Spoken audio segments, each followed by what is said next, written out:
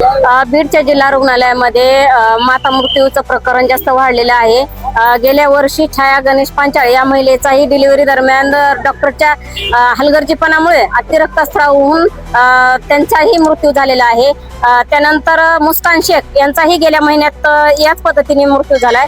आणि दुसरी गोष्ट, वडवणीची एक महिला आहे संध्या गायकवाड, तिचाही डॉक्टरच्या हलगर्जीपणामुळे मृत्यू झालेला आहे।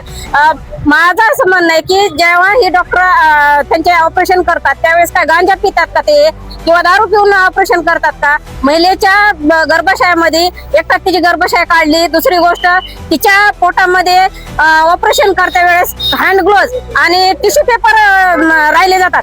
परंतु ही किती गांभीर्याची गोष्ट आहे, म्हणजे जिल्हा रुग्णालयामध्ये सर्वसामान्य लोकांनी हॉस्पिटलमध्ये यायचं आहे का ही जाणून बुजून केलेलं षडयंत्र आहे का? ही अशाही गोष्टी आम्हाला प्रश्न पडलेला आहे का गोरगरिबाच्या लोक प्रायव्हेट हॉस्पिटलमध्ये जाऊ शकत नाहीत, त्यांना सिव्हिल हॉस्पिटल शिवाय पर्याय नाही। परंतु जे डॉक्टर जे आहेत ते जाणून बुजून हे प्रकरण करतात का त्यांच्या प्रायव्हेट हॉस्पिटल चालवण्यासाठी? हा बी मोठा प्रश्न आहे। आणि हे आम्ही आंदोलन सामाजिक कार्यकर्ते वारंवार आम्ही आवाज उठवतो।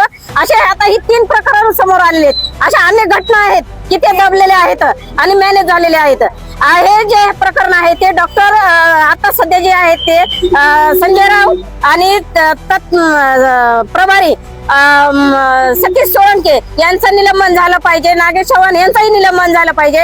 हे जे डॉक्टर आहेत त्यांच्यावर फौजदारी स्वरूपाचे गुन्हे दाखल झाले पाहिजे आणि सबश मनोषाचे गुन्हे दाखल झाले पाहिजे। आमची सर्वांची मागणी आहे।